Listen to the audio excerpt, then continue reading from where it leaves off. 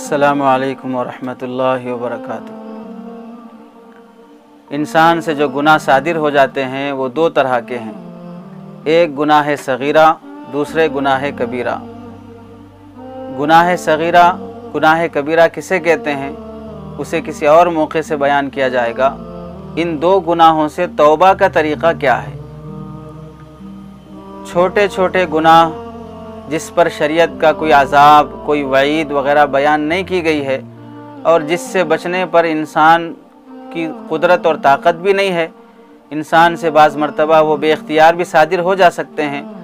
इसी वजह से अल्लाह रब्बुल इज़्ज़त ने इरशाद फरमाया, इन तजतनिबू कबाइर मा तुनहौना अन्हु नुकफ्फिर अन्कुम सय्यातिकुम।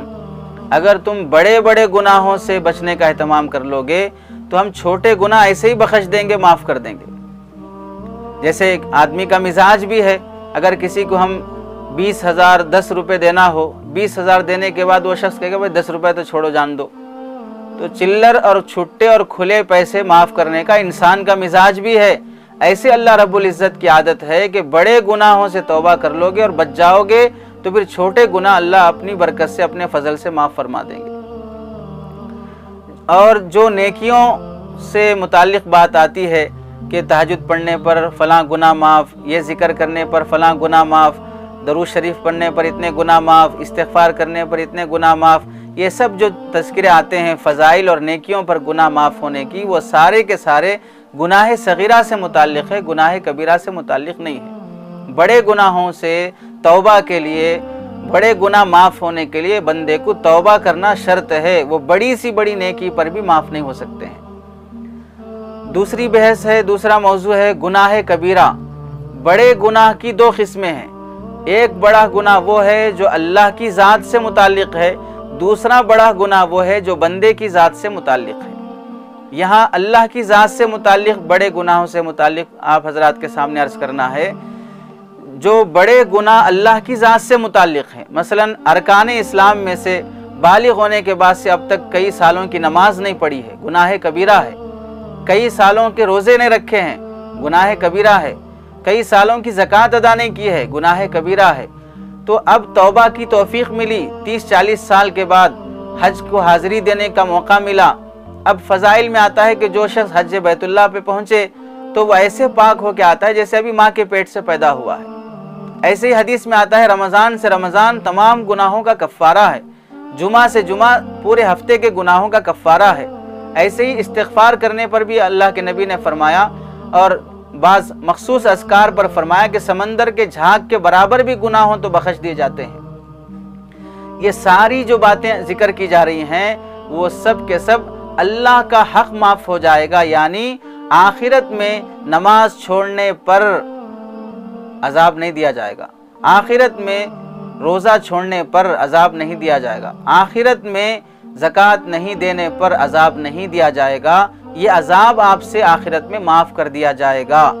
ये मतलब होता है इन फ़ज़ाइल का। ये मतलब नहीं होता कि आप हज पर जाके आने के बाद अब तक ज़िंदगी में जितनी नमाज़ें क़ज़ा हुई हैं सारी माफ़ हैं, अब आपको नमाज़ पढ़ने की ज़रूरत नहीं है, आप रोज़े रखने की ज़रूरत नहीं है, आप ज़कात जो पिछले सालों की रह गई थी वो अदा करने की ज़रूरत नहीं है, पिछले सालों के रोज़े जो छूट गए थे उसे क़ज़ा करने की ज़रूरत नहीं है। ये हरगिज़ मतलब नहीं है। इसीलिए याद रखें, नेकियों पर, तौबा पर गुनाह माफ़ होते हैं, हक़ माफ़ नहीं होते। नमाज अल्लाह का हक़ है, रोज़ा अल्लाह का हक़ है, ज़कात अल्लाह का हक़ है, ये हुकूक़ अदा करना ज़रूरी रहता है। आप हज से वापस आएँ, आप माँ के पेट से पैदा होने के बराबर गुनाहों से पाक हो गए, आपको आखिरत में गुनाह का अज़ाब नहीं दिया जाएगा। लेकिन जो नमाजें छूट गई हैं वो अल्लाह का हक़ है, हक़ माफ़ नहीं होगा। गुनाह माफ़ हुए हैं, हक़ माफ़ नहीं हुआ है। इस वास्ते पिछली सारी ज़िंदगी की नमाजें दोहराना पड़ेगा। जो नमाजें छूट गई हैं उन्हें पढ़ना पड़ेगा, जो रोज़े छूट गए उसे रखना पड़ेगा, जो ज़कात इतने सालों की नहीं अदा की थी उसे अदा करना पड़ता है। बाज़ हाजी और बाज़ इस तरह के कार्य खैर करने वालों के जहन में रहता है कि हम इतने गरीबों को खिलाते हैं, इतनी मदद करते हैं, इतने हज कर चुके, इतने उम्रे कर चुके हैं, हमारे सारे गुनाह बख्शे जा चुके हैं, अब हमें नमाज़ों की क्या ज़रूरत, हमें रोज़ों की क्या ज़रूरत है, अब हम ऐसे ही जन्नत में जाएंगे। नादानी, बेवकूफ़ी है, हिमाकत है। ये इस तरह का ख्याल पैदा कर लेना एक मुस्तकिल गुनाह है, एक मुस्तकिल गुनाह है। गुनाहों से तौबा कहाँ से हुई आपकी? اس واسطے حقوق اللہ میں توبہ کا طریقہ یہ ہے کہ جو حقوق اب تک رہ گئے تھے، نماز، روزہ، زکوٰۃ، حج، جو رہ گیا تھا اور جو ارکان اسلام میں سے، واجبات اسلام میں سے جو ذمہ داریاں رہ گئی تھیں اسے ادا کرنا پڑے گا۔ توبہ کی وجہ سے، حج کی وجہ سے، یا رمضان کے روزوں کی وجہ سے، یا استغفار، صدقہ، خیرات کی وجہ سے حق نہیں معاف ہوں گے، گناہ معاف ہوں گے۔ یہ سب کے سب دوبارہ دہرانے پڑتے ہیں، اس کی وجہ سے آدمی بھولے پن میں نہ آئے۔ اللہ ہمیں صحیح سمجھ کی توفیق نصیب فرمائے اور ارکان اسلام، واجبات اسلام کا اہتمام ہم سب کو نصیب فرمائے۔